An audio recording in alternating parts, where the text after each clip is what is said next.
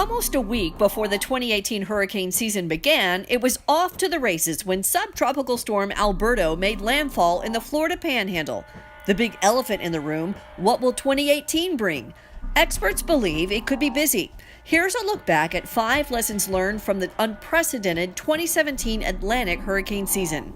Lesson number 1. Flooding, not winds, often has the worst impact from a landfalling storm. Although max winds and storms categories grab headlines, inland and freshwater flooding causes the most deaths and leaves the largest swath of destruction. According to the National Oceanic and Atmospheric Administration, more than half of hurricane-related deaths are from inland flooding each year.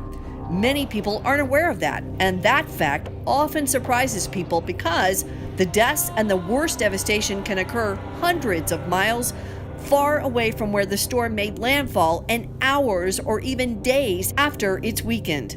Case in point, Hurricane Harvey. Flooding from Harvey was well away from the coast. Harvey brought historic rain levels when it dumped an unprecedented 60 inches of rain in and around the Houston area after making landfall along the Texas coast in late August. According to NOAA, Harvey's damage exceeded over $120 billion, ranking second only to Hurricane Katrina.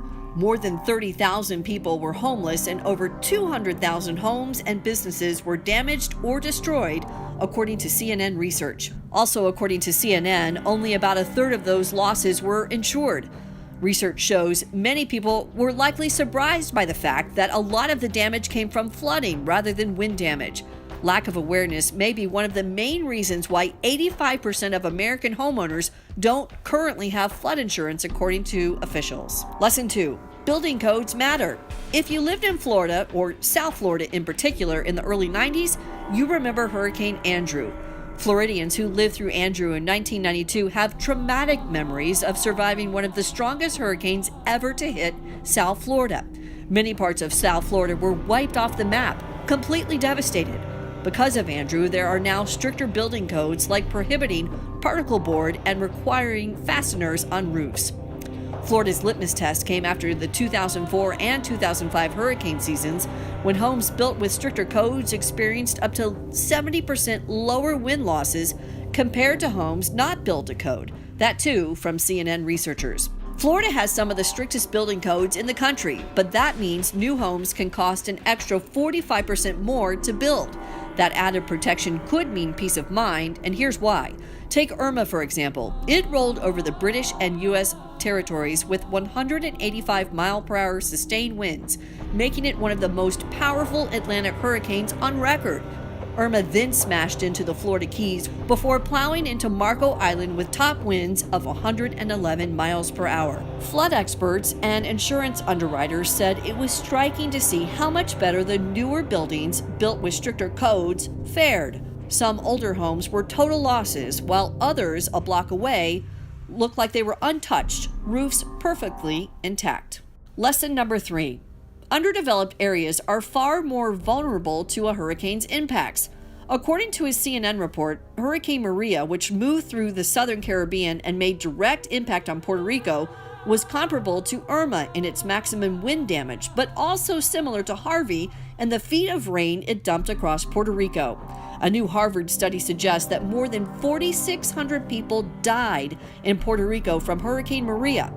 Maria left widespread devastation in its wake, and the long-lasting toll it took on the island's infrastructure were unparalleled elsewhere in the U.S. during the 2017 season. Puerto Rican officials say Maria essentially crippled the island's complete infrastructure system, including the power, water, communications, and transportation. Data from Forbes magazine and CNN say that the less fortunate suffer disproportionately when a disaster strikes. They often are more exposed, more vulnerable, and less likely to recover. Sadly, catastrophic Maria proved that Puerto Ricans were not equipped for a monster storm like Maria. Though power returned to customers in Florida a couple of days after Irma, it took months for Puerto Rico to regain power. In fact, 6 months after Maria hit, there were still more than 100,000 Puerto Ricans left in the dark. Lesson 4. Don't focus on the center of the cone. Without fail, every hurricane season, people will lock into that skinny black line and that cone of uncertainty. However, Hurricane Irma was a reality check. The National Hurricane Center, CONE, provides the best educated guess where the center of the storm is likely to strike. But the forecast isn't a guarantee. While forecast errors have gotten better over the past 5 years, it's far from perfect. Storm surge, wind, rain, and other hazards often and do occur well outside that cone, according to the National Hurricane Center. But let's face it, many of us still focus on that skinny black line, and we base our hurricane preps and evacuations on it alone. Big mistake. When powerful Category 5 Irma was approaching Florida in early September, the forecast path 3 to 4 days out showed the center of the major hurricane tracking up the east side of the state. Initial evacuations included Miami-Dade, Broward, and Palm Beach counties. A lot of the residents evacuated to the north and the west of the state.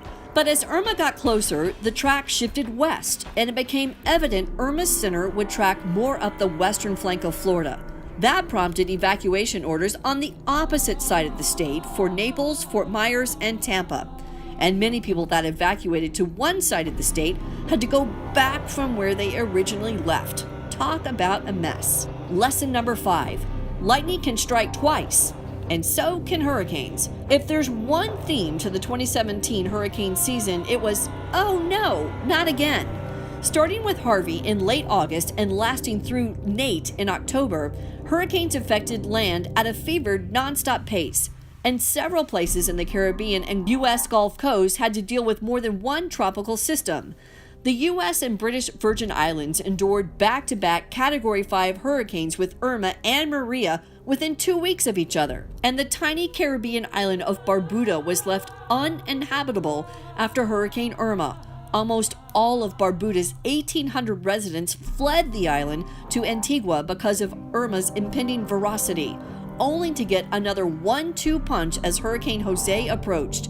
It was the first time Barbuda had been without people living on that island in over 300 years, according to the U.S. ambassador. In this new era of stronger, more dangerous hurricanes, now is the time to be ready to weather the storm so we can all find the silver lining after. For My Radar, I'm meteorologist Leslie Hudson.